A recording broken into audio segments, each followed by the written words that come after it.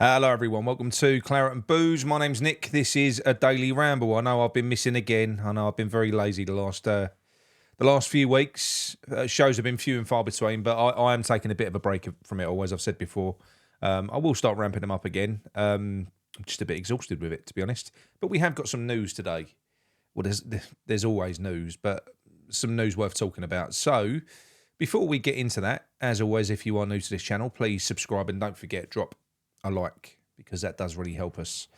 Okay, well, there's the news that's on the thumbnail, but I'm going to quickly touch on the West Ham Club statement that they put out last night, which was in response to the meeting that they had with the Fab, a few weeks ago now, which has completely and utterly rocked them, to be honest. That really has. It's up the ante massively in terms of pressure on them, because everyone in the media has picked up on that. There was a great piece in the Telegraph yesterday as well, which really delved into the mess that they've created by moving us into this stadium. Just a little snippet from that.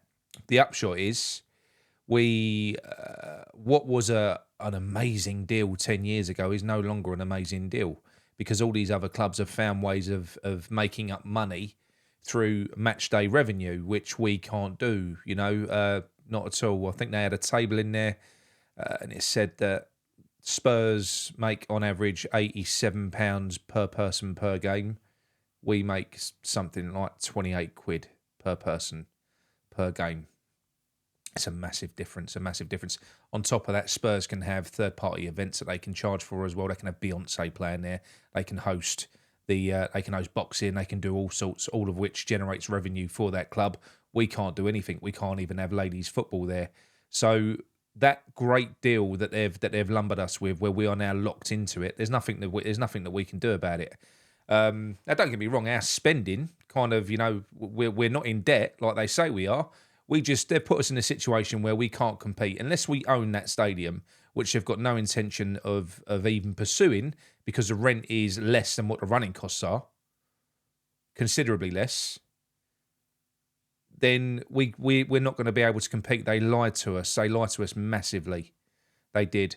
Crystal Palace earn as much on a match day as what we do, and they've got under half the fan base on a match day. Make that make sense. But yeah, so the puff piece that was produced by Karen Brady and no doubt ChatGPT, just go in, query, how best can I piss the West Ham fans off now? And it spat out that load of crap, because it was all a load of self-congratulatory nonsense. It was rubbish, full of lies, packed with spin. All of it. As many have said already, if we didn't have enough support for the petitions and the protests already, they've just given us it tenfold with the release of that statement. They've got no clue. They're so disconnected from West Ham fans. They are. It's awful, the situation that we're in. I do think that we're going to, I think we're gaining momentum with the protest movement, and they're definitely recoiling, because, as we know, Sullivan isn't talking to his friends and his buddies, both in the mainstream media nor in West Ham media. There's a complete blackout, as Canning Town Len, he alluded to, must have been about 10 days ago now, I think it was. He put it out there first, ages ago. And now other people have come out subsequently and said, yep, yeah, it's true. Sullivan's not talking to anyone. He's sulking. He's cutting them off, which means that there's no news coming from West Ham, apart from what we're being told from other sources, which we're going to talk about in a bit. Now, I'm not going to go through it blow by blow, because other channels have already done that, and you're probably bored listening to it now, and you've probably already read it. But just to kind of illustrate the nonsense, for those of you that are on Substack, come and follow us. Is a little piece that we put out there earlier on, and I'm going to scroll straight down to the part that Gio kind of highlighted earlier on, and that was them saying that they've been spending 100 million net per season over the past 3 years. It's complete crap. It's there in black and white. You know, total over 3 seasons is we've spent 386.6 million, received 271. That's a net 115.1 million over 3 years. Average 38.4 million per season. That's in line with smaller clubs like Brighton, Bournemouth, Brentford, Fulham and Palace. It's just ridiculous. You know, that's off the back of the European seasons that we've had, that £100 million windfall that we had from Declan Rice as well. It's an absolute disgrace how they're blatantly lying to our faces. Now, look, I understand that this doesn't take into account agent fees, but if they're telling me that the average net spend of players, including agents' fees, is 100 million, then that's a real fucking concern, isn't it? What, 60 million per season is going on agents' fees? Wouldn't surprise me, because we know who the agents are and we know where the money goes thereafter. So, yeah, I don't know. But personally, it's just the whole thing was just a massive puff piece from them. It was disgusting. It really was. And what are they looking like doing, West Ham? Because they're now stuck in this situation where they went on. Part of that statement that they made was all to do with, you know, the vision of Graham Potter and how it's all changing, you know, our new strategy, our new exciting strategy. What, the bloke who you're about to sack? Because that's what's going to happen. He's been a fucking disaster. A bloke who galvanises and focuses on unity and everything like that, where he's overseen the biggest amount of players that have gone out the door that I've ever seen at West Ham in one go. Mr. Unity. And none of the players that are here look particularly happy now, do they? Let's face it. So, no, I'm not entirely sure what they were hoping to achieve with that statement. And like I said, the situation that we are now currently in is that Graham Potter it's boring talking about it, because how many last chance saloon games have we done? Have we had as West Ham fans? Whether it was Moyes, whether it was Lopetegui, I mean, they always managed to get a result as well, a draw or a win. Wouldn't surprise me if something happened this weekend just to sustain our misery that little bit more. The teams always, you know, we've seen it before as well, the players, they can be shit for weeks and months, and then it comes to a point where the manager's about to be sacked, and they'll come out and they'll play like their life depends on it, and we'll win 1-0 or 2-0, and the manager's saved, and then the next game it goes back to being shit again. It's so I'm not entirely confident what's going to happen with Palace, because I don't know whether we're going to win, lose or draw. If we don't lose, he stays. But if he loses, he's gone. They can't keep him. We've won twice in 2025. He is statistically and visibly, physically, the worst manager we have ever had. We've got worse and worse and worse. We've done the opposite of Spurs, who use Europe as a platform for them to build on and get bigger. We used it as a platform to crash and fucking burn. It's unforgivable what they've done. Anyway, it looks like what they're trying to do is roll us back to 15-16 by reintroducing a man that we all love, or most of us love, in Slaven Bilic. So this has been reported on TalkSport, that Slaven Bilic is the number one target for West Ham. This is a PR appointment. They didn't back him last time. They literally they took his legs out in that first season in that London stadium. We had that brilliant squad in 15-16. All we needed was a couple of brilliant additions to make it better. What did they do? They diluted it with shit, and then they got rid of him at the first chance they could. What they didn't like was the fact that we like Slav. They don't like that. They like their managers to be fire blankets for them. They don't want them to be loved. That was never convenient for Sullivan. He wants to be loved. Well, I've got news for you, Sullivan. You're never going to be loved. So stop fucking trying. But yeah, we had a manager that we did adore at that time. The lion's share of West Ham fans did. I was certainly one of them. 15-16 is still my favourite season out of all of the ones that have come after it in this stadium. But he's taken us back to 15-16. No Dimitri Payet, mind, although it wouldn't surprise me. You know, looking like we're going to bring Mikel Antonio back. We've already brought Fabs back. Why not bring him back? Payet. He's only 38. Be good. You know, he likes pissing on people. It's a toilet bowl. It'd be good. He'll love it. But with regards to Slav coming back to West Ham, it's a fairy tale story. There would still be part of me that would love it because I love him as a manager. We know that we wouldn't be watching boring shit football.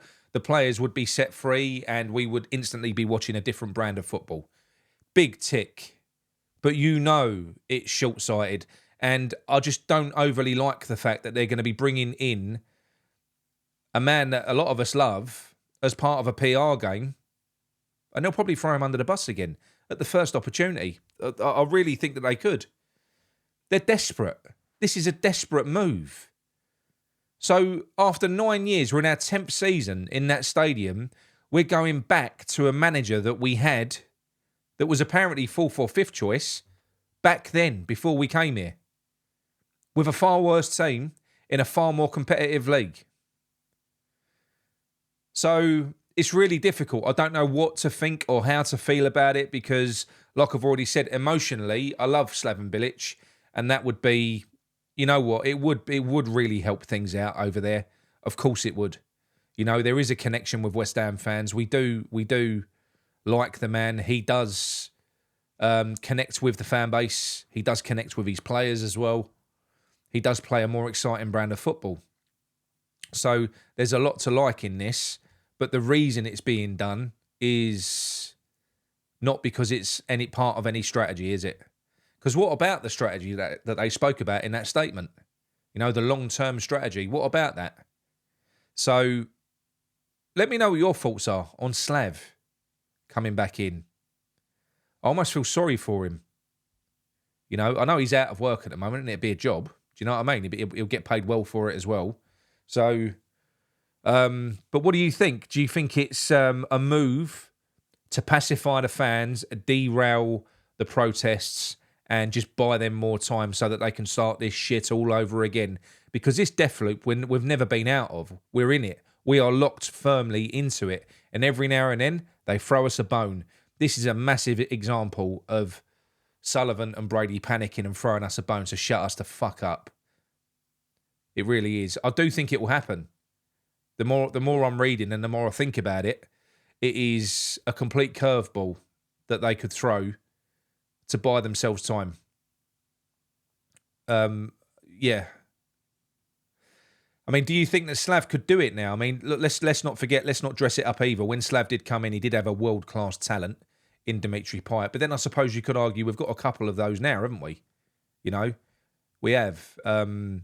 If we build our teams around these players that we've got and we play in the right way, then we could see a similar brand of football. You know, it would actually be quite nice to not waste the talent that we've got like we did in the past few seasons, to actually get somebody in that would use our best players to their full capabilities. And what about his number two? Who would you like to come in? As a lot of people that were talking about Carrick as well. But again, do you know what? This is something that we should be quite excited about. But I'm not, because of the reason it's being done. I'm not, because this decision is being made as a peace offering to fans, not because they back or rate Bilic. They've already sacked him once. They don't back or rate him. They don't like him because of what he stood for, but they obviously acknowledge this proves it. This proves that the reason they got rid of him, well, first of all, they kneecapped him with the way they diluted that squad before they held him up as a sacrificial lamb.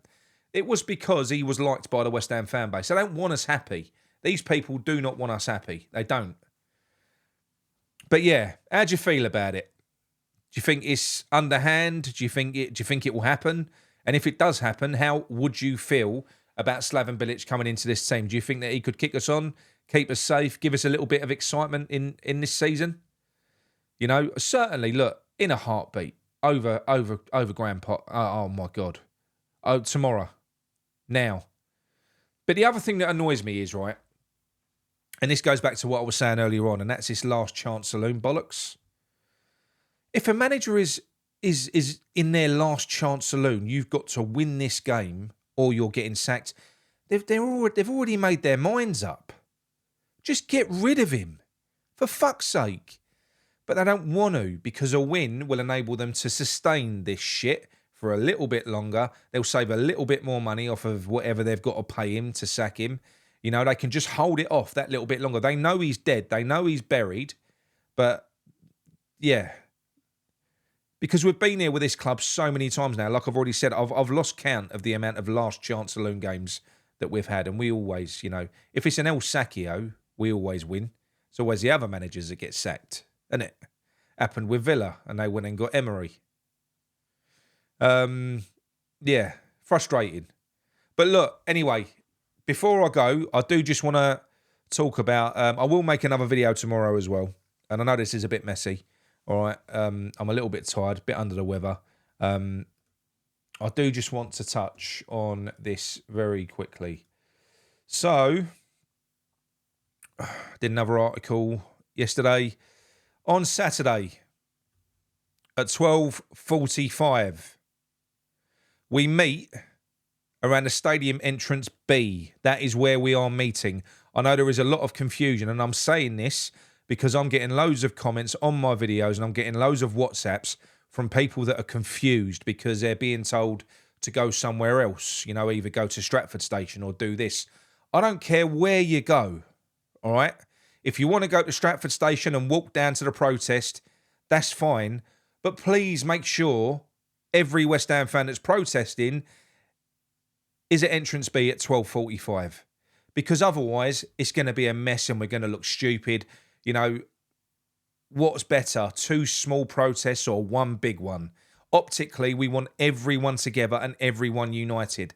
That's the whole point of this. So please, please, please, if you're confused, just go to entrance B at 12:45. Get there early, you know. Loads of us are going to be there early. And that's where the protest is. That is where the main protest is. There is a march. There's other people that are meeting at Stratford Station and they're all walking down to the protest together.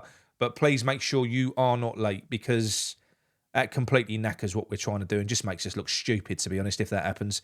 So hopefully not. Hopefully everyone comes together at the same point because it's nothing to. It's not even really anything to do with Hammers United or it's Crossed Hammers or Claret and Booze or Hammers Chat. This is West Ham United. This is all of the fans and the fan groups and everyone else together. It's being headed up by Hammers United and they're doing a fantastic job. Please just make sure you're there. Please. If you need convincing, go and read that statement they put out last night. It's going to piss you off. It will. Or make you laugh, like it did Gio. Yeah. This is our time. They're on the ropes. This rumour that they could be bringing in Slaven Bilic is a prime indicator of that they are rattled to shit. So look, anyway, that's it from me. Going to let you go. Enjoy the rest of your Thursday. Speak to you tomorrow. Come on your hands.